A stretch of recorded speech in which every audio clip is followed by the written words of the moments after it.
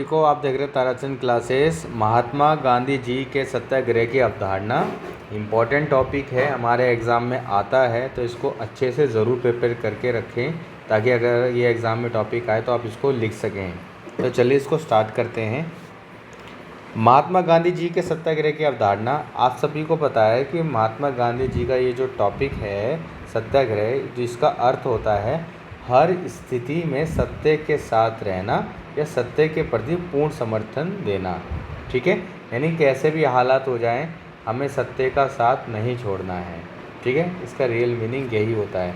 अगर कोई हमारे साथ अन्याय कर रहा है तो हमें उसके प्रति विरोध नहीं करना, उसके प्रति जो कार्य किए जा रहे हैं उसका विरोध करना है।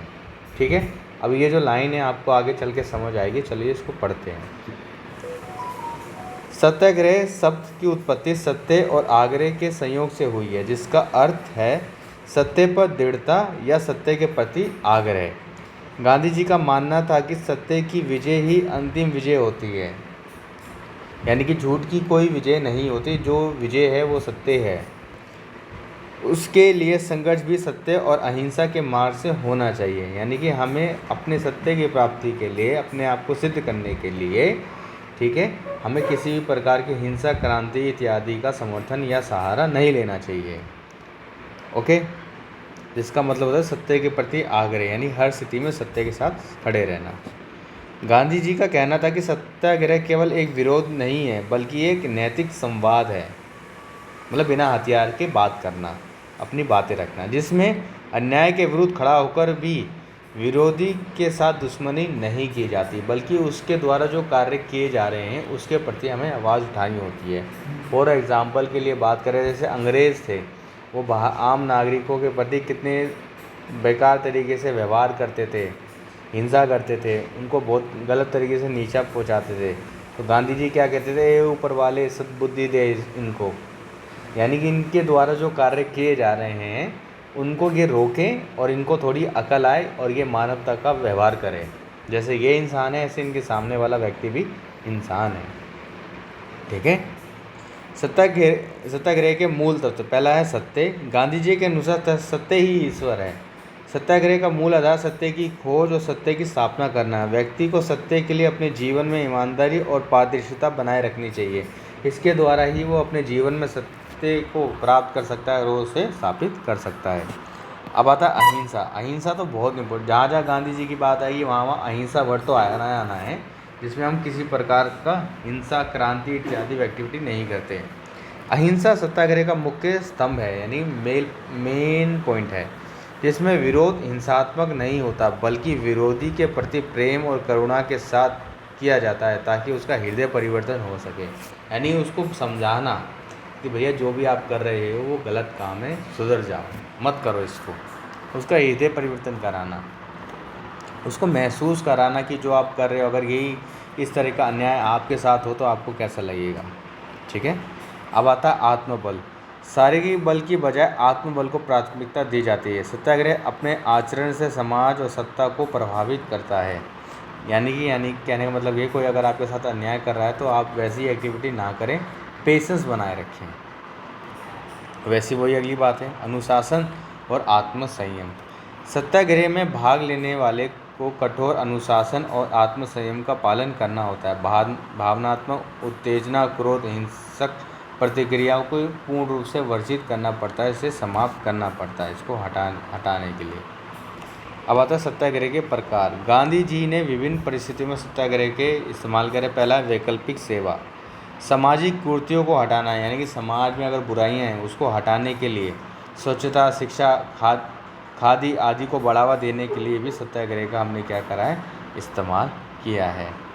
ठीक है, अब पहला असहयोग। असहयोग तो आप सभी को पता है, इसमें क्या कर रहा था कि सरकार या अन्यायपूर्ण सत्ता का सहयोग देना बंद कर दिया था कि जा भैया हम नहीं समर्थन देंगे। जैसे विदेशी वस्तुओं का बहिष्कार, सरकारी संस्थाओं से त्यागपत्र, उनके स्कूल कॉलेजेस में ना जाना, एक तरह का बहिष्कार ही था।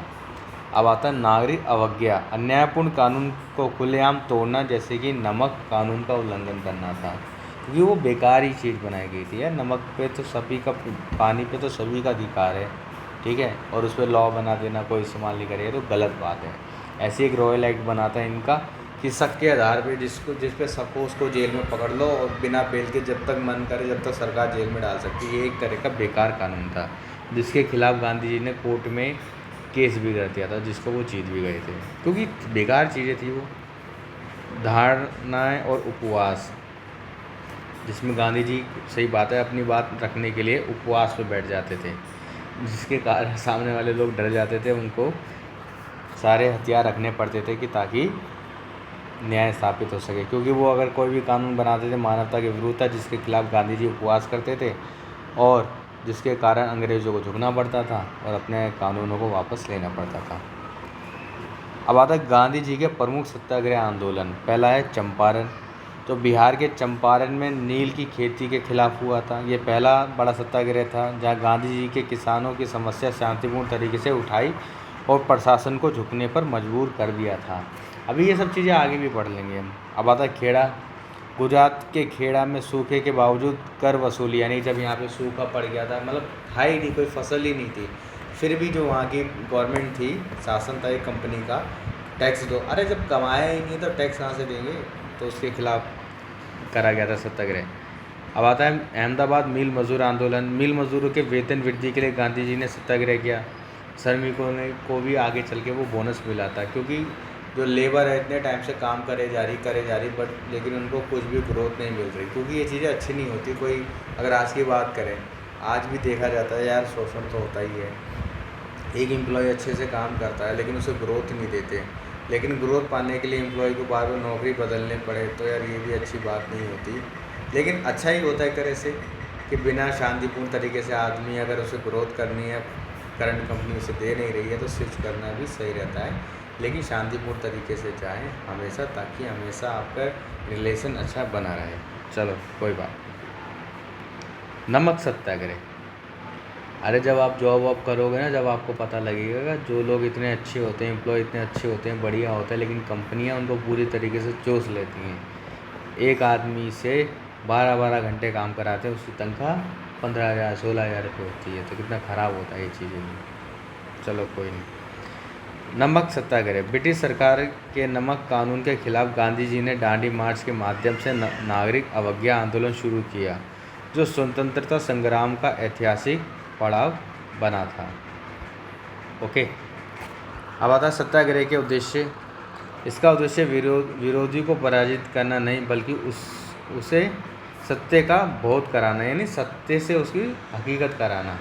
ठीक है, किसी व्यक्ति का विरोध नहीं करना, लेकिन जो उसने सोच एक आम लोगों के प्रति, ठीक है, बना रखी है और उनके साथ जो क्रूरता व्यवहार करा जा रहा है, जो कि बेकार है। जैसे पहले बोला जाता ना, इंडियंस और डॉग्स आर सेम, जो कि गलत बात है भाई, ऐसा नहीं व्यवहार करना चाहिए। अगर वही बोले जाए फिरंगी एंड डॉग्स आर सेम, तो ये तो गलत है ना। सत्य साध्य और साधन की पवित्रता में विश्वास करता है। सत्याग्रह ने स्वतंत्रता संग्राम को नैतिकता, अनुशासन और जन भागीदारी का नया रूप दिया है, क्योंकि इससे ये भी पता लगा ना आम जनता को कि बिना हथियार उठाए भी हम न्याय प्राप्त कर सकते हैं। इसने भारत के ग्रामीण जनों को भी राजनीतिक रूप में जागरूक बनाया, क्योंकि लोग भी इसमें पार्टिसिपेट करने लगे, क्योंकि ये सारी चीज़ें ना तभी कामयाब होती है जब ज़्यादा से ज़्यादा लोग इसमें जुड़ते हैं। अगर कोई भी सत्याग्रह हो रहा है, उसमें ज़्यादा से ज़्यादा लोग जुड़ेंगे, उतना वो कामयाब होता है। अंतर्राष्ट्रीय स्तर पर भी ये पद्धति, यानी ये जो तरीका था गांधी जी का, वो बहुत कामयाब हुआ, प्रेरणादायक बना। Martin Luther king junior, Nelson Mandela जैसे नेताओं ने भी गांधी जी के सिद्धांत को अपनाया था, बहुत सराहना की थी।